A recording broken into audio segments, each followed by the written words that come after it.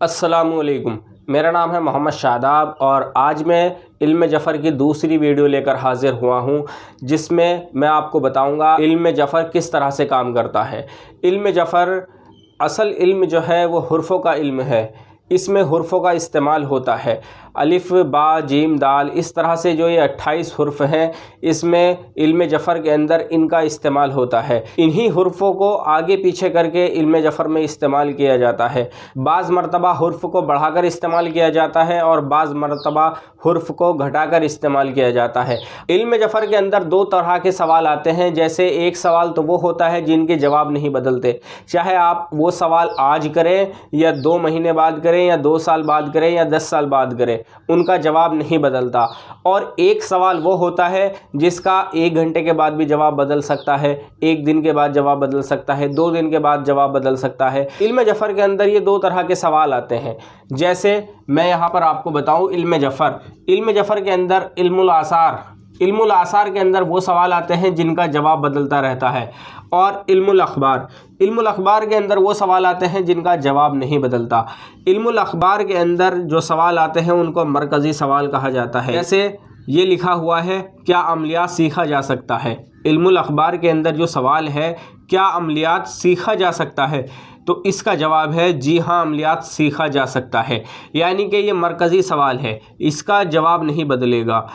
ये ऐसा सवाल है जिसका जवाब नहीं बदलेगा। और इल्मुल आसार के अंदर ऐसे सवाल आते हैं जिनका जवाब बदलता रहता है, और जिन सवालों का जवाब बदलता है उनको महवरी कहते हैं। जैसे यहाँ जो सवाल था, क्या अमलियात सीखा जा सकता है, तो इसका जवाब था जी हाँ, अमलियात सीखा जा सकता है। और इल्मुल आसार के अंदर जो सवाल आता है वो आता है, क्या हर बंदा अमलियात सीख सकता है, तो इसका जवाब आएगा हर बंदा अमलियात नहीं सीख सकता। क्योंकि अमलियात के अंदर बहुत से कवानीन होते हैं, बहुत से कायदे होते हैं जो कि हर बंदा उसको फॉलो नहीं कर सकता, और बाज़ मरतबा हर बंदे के ऊपर रूहानियत नहीं खुलती। तो इसलिए ये जो सवाल है ये इस तरह का सवाल है जिसका जवाब बदलता रहेगा। क्या हर बंदा अमलियात सीख सकता है, इसका ये जवाब है हर बंदा अमलियात नहीं सीख सकता। और इसके अंदर इस तरह के भी जवाब आ सकते हैं कि हाँ, ये बंदा इस वक्त नहीं, आने वाले वक्त में अमलियात सीख सकता है। यानी कि इल्मुल आसार के अंदर जो सवाल आते हैं वो इस तरह के सवाल आते हैं जिनका जवाब बदलता रहता है। और इल्मुल अख़बार के अंदर जो सवाल आते हैं वो इस तरह के सवाल आते हैं जिनका जवाब नहीं बदलता, जो मरकज़ी सवाल कहलाते हैं। और इल्मुल आसार के अंदर महवरी सवाल कहलाते हैं जिनका जवाब बदलता रहता है। इसी तरह से इस इल्म ज़फ़र के अंदर हम अमलियात से काम लेते हैं, तावीज़ात से काम लेते हैं, नक़ूश बनाए जाते हैं। जिस तरह का सवाल है उसी के मुताबिक नक़ूश बनाए जाते हैं। मिसाल के तौर पर जिस तरह का ये सवाल लिखा हुआ है तो इसका जवाब हासिल किया जा सकता है। अगर कोई साहिल हमसे सवाल करे तो उसका जवाब इल्म ज़फ़र से निकाला जा सकता है। उसके बाद उसको कोई अमल बताया जा सकता है कि आप ये अमल करें तो इंशाअल्लाह आपको कामयाबी मिलेगी।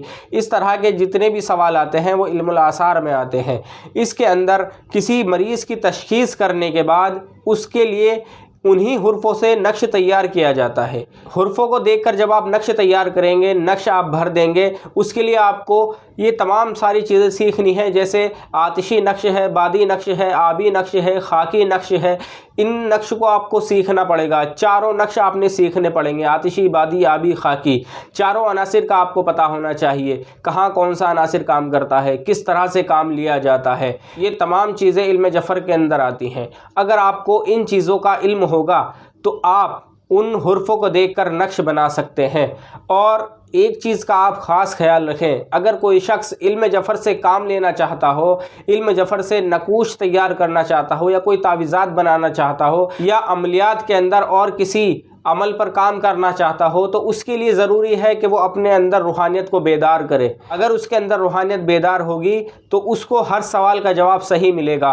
और अगर रूहानियत बेदार नहीं होगी तो लफ्ज़ उसके सामने पड़े होंगे लेकिन उसको जवाब समझ में नहीं आएगा। इसी तरह जिस तरह से अमलियात किया जाता है, बाज़ आमलीन इस तरह से करते हैं कि 40 दिन का चिल्ला करते हैं, तस्खीर जिन्नात करते हैं।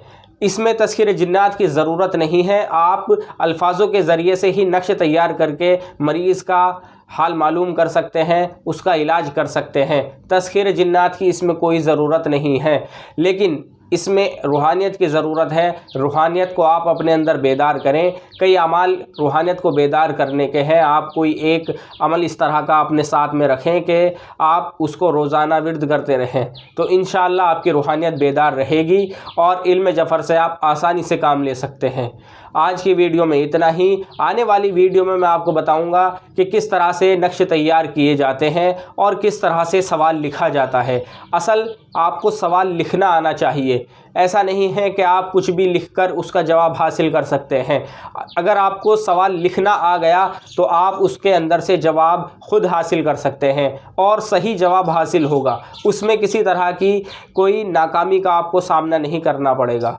आज की वीडियो में इतना ही। इल्म जफ़र के ताल्लुक़ से अगर आपका कोई सवाल है तो मेरे व्हाट्सएप नंबर पर मुझसे रब्ता करें या मुझे कमेंट करें। अस्सलामु अलैकुम।